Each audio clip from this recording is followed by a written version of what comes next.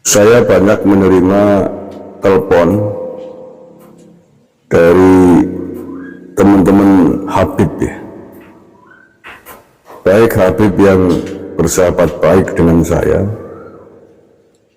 maupun Habib yang kurang baik terkait dengan isu polemik nasab akhir-akhir ini.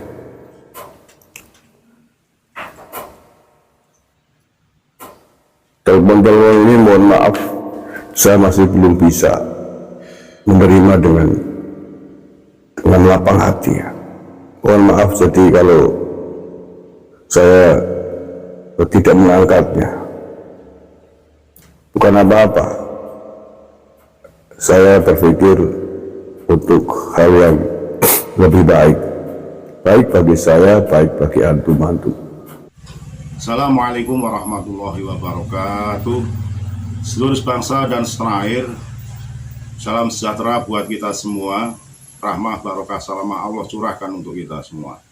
Ini ada kabar baru-baru ini dari Gusmar, pendekar lereng Gunung Slamet KPN Nusantara, terkait ada beberapa sahabat dari Habaib yang menelpon beliau atas dasar untuk ketenangan hati, atas dasar untuk kebaikan bersama.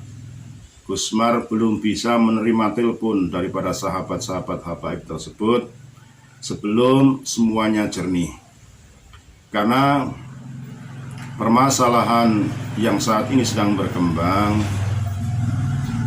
dari imbas ini ya, tesis ilmiah Yai Haji Imaduddin Al-Bantani, sehingga banyak sekali tanggapan-tanggapan baik positif maupun negatif, ada yang pro dan kontra di masyarakat umum, terutama kaum muslimin atau para muhibbin yang husnudon adanya nasab dzurriyyah Rasulullah SAW Habaib yang ada di Nusantara ini. Gusmar menyatakan bahwa sebelum permasalahan itu selesai, ada bantahan secara ilmiah tertulis daripada Robitoh Alawiyah.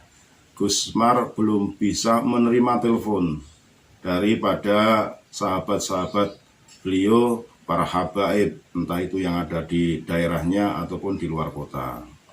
Dikandung maksud agar semua itu tidak rancu, karena dari awal KPN Nusantara mengangkat tesis ilmiah Imaduddin yang mana sudah menyebar di khalayak mengenai hal tersebut. Karena Gusmar juga sebagai saksi sejarah bagaimana santri Karangwangkal yang notabene sudah sedemikian sakit parah masih dikuyo-kuyo bahasanya oleh oknum Habib yang justru malah menambah beban daripada Kang Nasir namanya. Bahkan istrinya pun sempat dinikahi secara siri oleh oknum Habib tersebut, dan itu menjadikan pertimbangan tersendiri buat Gusmar.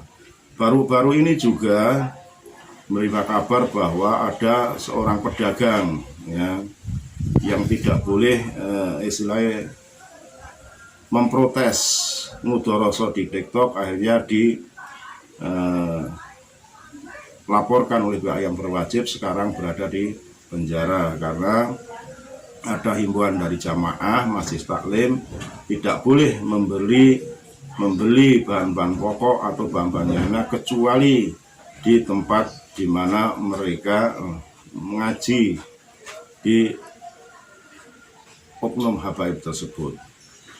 Hal-hal inilah yang membuat Gusmar merasa berat hati untuk menerima telepon dari para sahabat-sahabat di manapun berada ya. Kemungkinan besar apa yang disampaikan oleh Gusmar ini ada alasan-alasan tertentu yang membuat Gusmar belum bisa menerima telepon tersebut. Ini juga kita pahami bersama karena selama ini juga di lingkungannya mungkin banyak sekali oknum-oknum yang istilahnya justru memberikan pandangan keliru kepada jamaahnya terkait dengan mahabbah, fanatik, doktrin, dan lain sebagainya yang akhirnya justru membebani para jamaah tersebut. Hal ini sangat kita maklumi karena kemungkinan besar beliaunya menyaksikan, mendengar, dan justru malah mewawancarai pihak korban tersebut, sehingga membuat hatinya itu merasa sakit, pilu, karena Kang Nasir itu sendiri dekat dengan Gusmar karena sama-sama di Jamaah Thorekoh Qadiriyah wa Naqsabandiyah. Jadi ada ikatan emosional sehingga menginginkan sekali untuk masalah hal yang saat ini sedang beredar, berkembang di khalayak itu diselesaikan secara baik-baik. Toh kita tidak akan menolak apapun hasilnya, dan Gusmar sendiri menyatakan tidak membenci para habaib di Nusantara ini, di Indonesia ini.